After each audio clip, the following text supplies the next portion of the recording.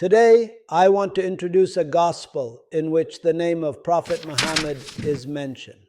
I will also present 4 immoral women who appear in the genealogy of Jesus.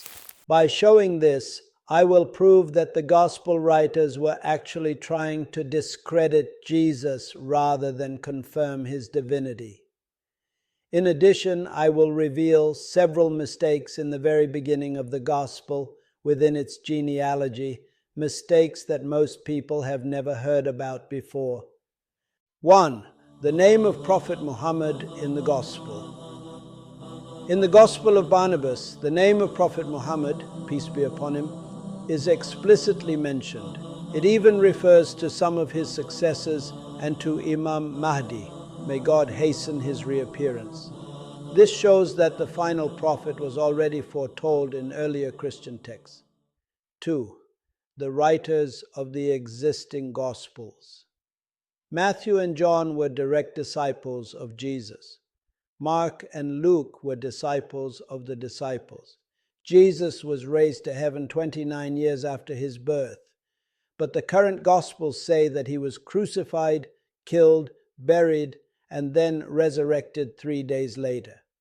Gospel of Matthew, written between 32 to 64 AD.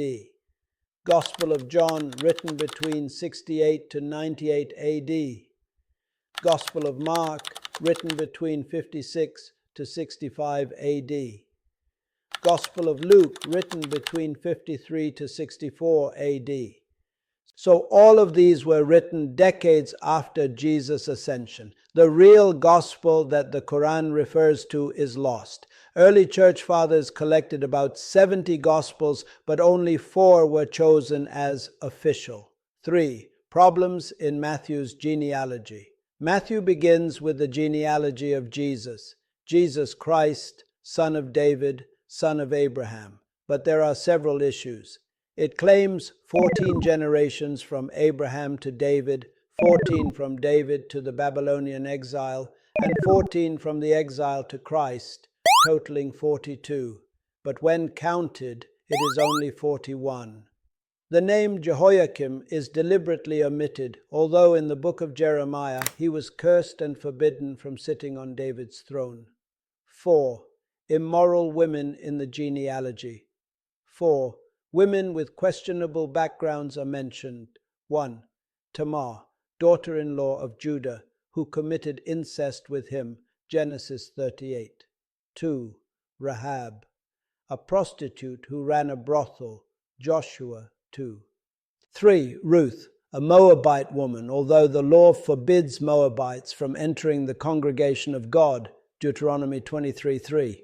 4. The wife of Uriah, with whom King David sinned, and Solomon was born.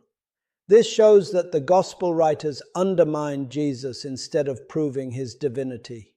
5. Contradictions between Matthew and Luke. Matthew says Joseph was the son of Jacob. Luke says Joseph was the son of Heli. Matthew traces the line to Solomon, son of David. Luke traces it to Nathan, David's other son. Matthew lists 24 ancestors up to David. Luke lists 40 ancestors. Matthew calls Shealtiel the son of Jeconiah. Luke calls Shealtiel the son of Neri. Such contradictions in a divine book are unacceptable. 6. Comparison with the Quran.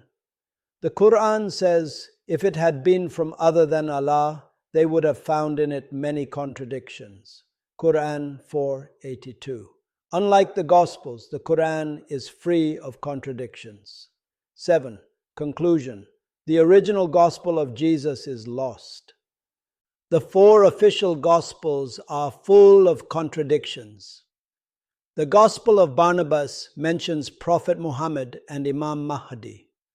Even the genealogy of Jesus contains immoral figures and serious mistakes.